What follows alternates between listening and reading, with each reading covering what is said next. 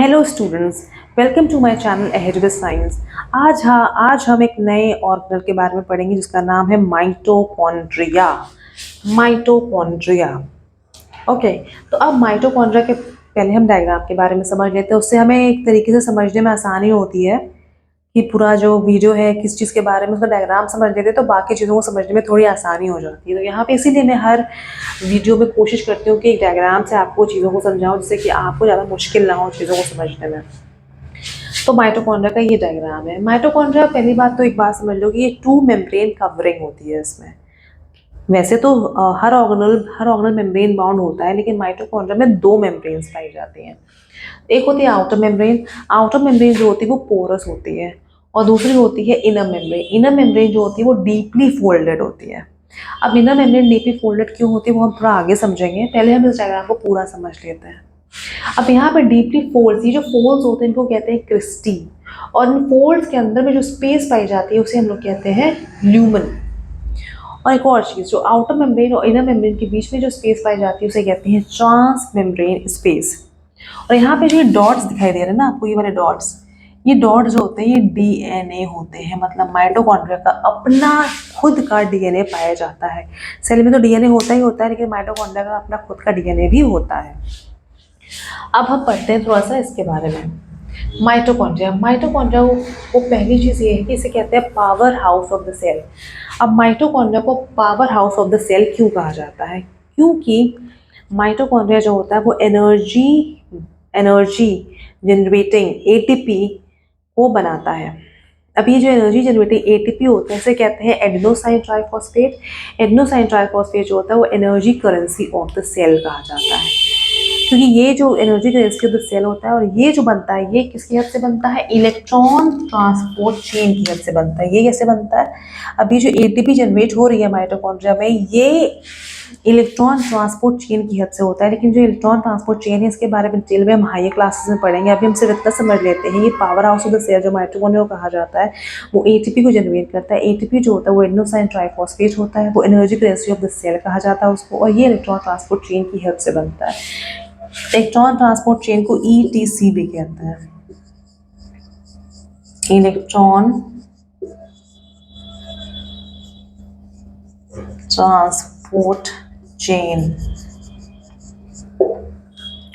Okay. तो इसके बाद दूसरी इंपॉर्टेंट चीज़ ये होती है कि ये जो होता है, हमने अभी देखा कि ये टू मेम्ब्रेन कवरिंग होती है। अब ये जो टू मेम्ब्रेन कवरिंग होती है उसमें आउटर मेम्ब्रेन जो होती है वो पोरस होती है, और जो इनर मेम्ब्रेन होती है वो डीपली फोल्डेड होती है। अब ये इनर मेम्ब्रेन डीपली फोल्डेड किस लिए होती है? इनर मेम्ब्रेन जो होती है वो डीपली फोल्डेड इसलिए होती है क्योंकि वो डीप फोल्ड होने की वजह से लार्ज सरफेस एरिया प्रोवाइड करती है। अब ये लार्ज सरफेस एरिया किस लिए चाहिए होता है? ये इसलिए चाहिए होता है कि जो एटीपी बनता है थ्रू वेरियस केमिकल रिएक्शंस, जो एटीपी बनता है उसके लिए जब लार्ज सरफेस प्रोवाइड होगा तो ऑब्वियस सी बात है ज़्यादा एटीपी बन के तैयार होगा, और एटीपी को बनने में भी आसानी होगी।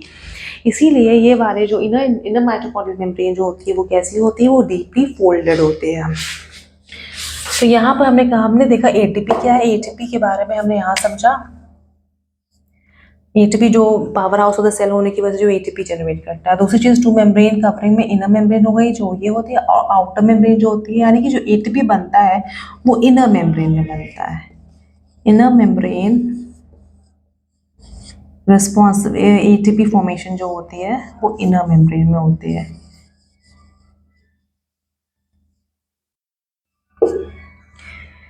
उसके बाद हम ये समझ लेते हैं कि ये एटीपी की रिक्वायरमेंट क्या होती है। एटीपी की रिक्वायरमेंट ये होती है कि हमारी लाइफ को सस्टेन करने में एटीपी जो होता है बहुत कारगर होता है, बहुत इंपॉर्टेंट होता है। से फॉर एग्जाम्पल हमारी लाइफ को चलाना है तो उसके लिए कुछ केमिकल एक्टिविटीज़ होंगी, और उन केमिकल एक्टिविटीज़ के लिए कुछ एनर्जी चाहिए होगी। वो एनर्जी कहाँ से आती है? वो एनर्जी आती है एटीपी से। किससे आती है? एटीपी से आती है। एटीपी ये जो होता है ये कहाँ से रिलीज होता है? माइटोकॉन्ड्रिया से रिलीज होता है। ठीक है, माइटोकॉन्ड्रिया जो होता है वो it is release by mitochondria in the form of ATP, energy जो होती है। उसके अलावा ये होता है, ये जो एटीपी होता है ये नए केमिकल कंपाउंड्स को बनाने में भी यूज़ होता है, नए केमिकल कंपाउंड्स को बनाने के लिए भी यूज़ होता है, एंड अलॉन्ग विद दैट ये मैकेनिकल वर्क में भी हेल्प करता है। अब से फॉर एग्जांपल हमें बहुत सारा वो काम करना है, हम लिखते हैं, पढ़ते हैं, सोते हैं, जागते हैं, चलते हैं, खेलते हैं, ड्राइव करते हैं, घर में खाना बनाते हैं, बहुत सारे काम करते हैं, तो उसके लिए एनर्जी की रिक्वायरमेंट होती है। अब अगर एटीपी बनेगा ही नहीं तो हमें एनर्जी मिलेगी नहीं, तो कोई भी मैकेनिकल वर्क हम नहीं कर पाएंगे।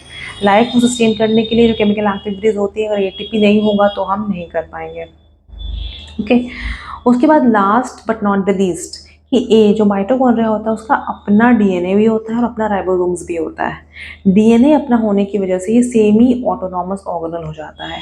ऑटोनॉमस में का मतलब क्या होता है? ऑटोनॉमी का मतलब ये होता है इंडिपेंडेंट एग्जिस्टेंस इसका हो सकता है। सेल का अपना डीएनए होता है, सेल का डीएनए जो होता है, सेल का डीएनए बहुत इंपॉर्टेंट होता है, सेल को मल्टीप्लाई करता है तो दूसरे सेल में भी वही डीएनए आता है, राइट। अब माइटोकॉन्ड्रिया क्या होता है? अपना डीएनए होने की वजह से वो क्या करता है? सेल्फ रेप्लिकेट भी कर सकता है, राइट। और इसमें अपने राइबोसोम्स भी पाए जाते हैं, तो ये अपना प्रोटीन खुद बनाता है। इसलिए कुछ कुछ एक्टिविटीज़ जो ये इन सेल ना भी हो तो भी ये कर सकता है, इसीलिए इसे सेमी ऑटोनॉमस ऑर्गेनल भी कहा जाता है। तो हमने क्या समझा आज? हमने समझा कि माइटोकॉन्ड्रिया का डायग्राम क्या होता है। माइटोकॉन्ड्रिया के सबसे डायग्राम में सबसे इंपॉर्टेंट चीज़ होती है मेम्ब्रेन। मेम्ब्रेन की बात हम लोग करेंगे तो आउटर और इनर मेम्ब्रेन, दो मेम्ब्रेन होती हैं। इनर मेम्ब्रेन जो होती है उसमें एटीपी बनता है, वो मेम्ब्रेन जो होती है वो डीपली फोल्डेड होती है।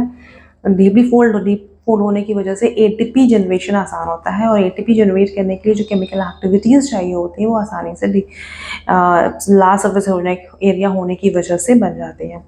तो ये डबल मेम्ब्रेन कवरिंग होंगे। Power house of the cell कहते हैं क्योंकि ये एटीपी बनाता है। एटीपी को हम लोग कहते हैं energy currency of the cell, adenosine triphosphate. Because energy currency of the cell इसलिए कहते हैं क्योंकि इस सेल को जो एनर्जी मिलती है वो एटीपी की वजह से मिलती है, और वो जो एटीपी बनता है वो कहाँ बनता है? माइटोकॉन्ड्रिया में बनता है।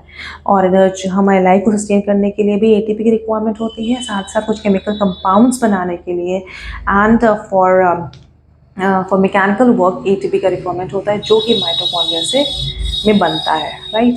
और माइटोकॉन्ड्रिया जो सेमी ऑटोनॉमस ऑर्गेनल होता है उसमें अपना डीएनए और राइबोसोम्स पाया जाता है। So that is all for this video. Please like, share and subscribe. Thanks for watching.